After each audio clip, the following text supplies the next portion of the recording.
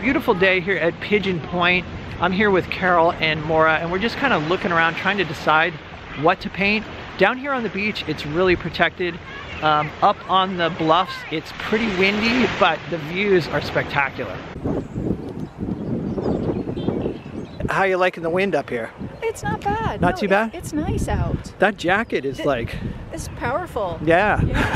You would not believe, like down there, I'm way down there. It's so warm. It's beautiful here. I could come here every day. Yeah, this spot is amazing. I love it. So amazing. So I'm working on a 16 by 20 inch panel, kind of map things out. Here's the scene I'm looking at. I moved this rock over. I'm definitely changing things, kind of compressing the scene to get elements that I really like into the picture. But there it is.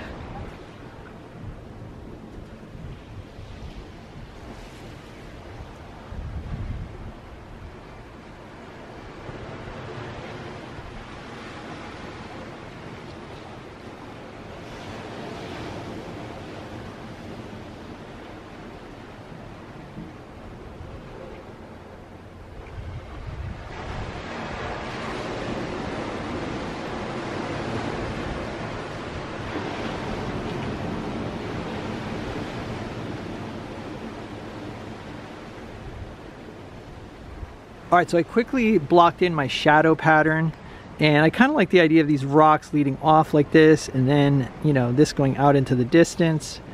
So that's the basic compositional idea. I'm losing the water really quickly here, and I want to get some of this wet sand, so I'm gonna handle that first. Also, I'm gonna lose this shadow on the cliffs here, so I need to handle that really quickly too.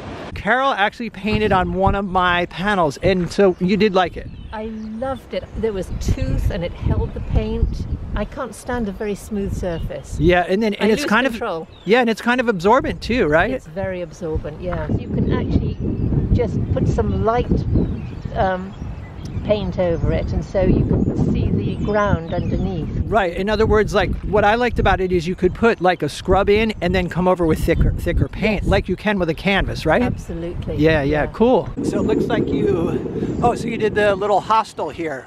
It's probably the toilet. I was attracted by that tree. Yeah, I love the brushwork in the tree and in the cottage as well. Really nice. Thank you. I love that. Did you like devise this whole setup yourself? Yes. Wow, look at that. know. So what is the clamp that's holding it on here? It is an iPhone clamp that I got from Amazon. And okay. That's all I need. The wet panel. The only problem is you can't attach it to a tripod, so it's when I decide to sit for the day. Yeah, I love that composition. And you got the barn in there too. I love that barn. The purple hills in the background. Yeah, and there was like, I don't know if you can see, but there's a lot of like purples and greens in the water. Yeah, I want to get that in there.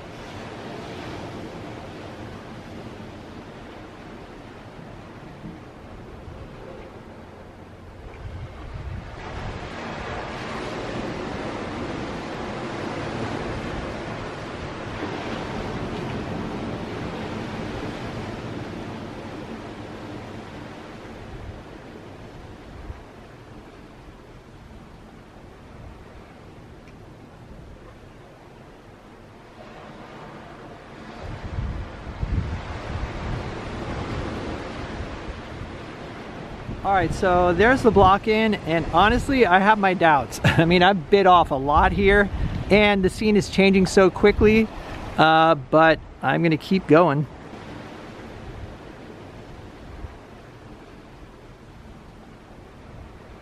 I want to push these cliffs back. I don't know, you can kind of see them over here. There's a narrower value range, but I do still feel like I need to get some more highlights on to these rocks. So my mixture is titanium white with a little bit of yellow ochre and burnt sienna. And I'm gonna kind of lighten that up a bit with some titanium white. So it's kind of, you know, it's kind of a cool, I mean, it's cooler than this mixture here. It might be a little too light in value, but I can adjust that. All right, now I'm gonna add a little warmth for this one here.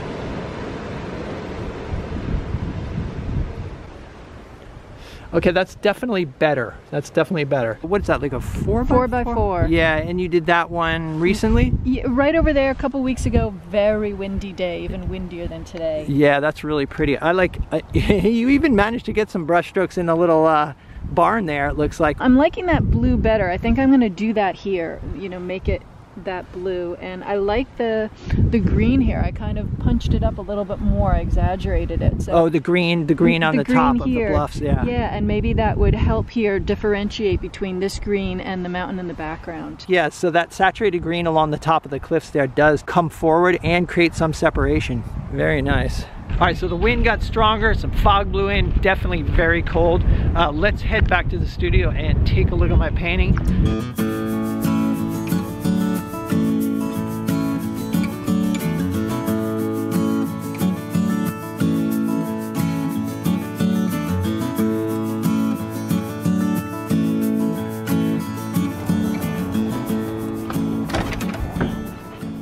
All right, so here's what I finished up with, and I'll start out with the things that I like.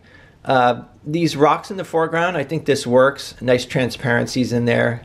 Part of that purple scrubbing that I did is still there. And then I came over with some warmer, thicker paint. You know, random shapes to the rocks along here, which is good. These two rocks, no, they sort of mirror each other. That's kind of a problem.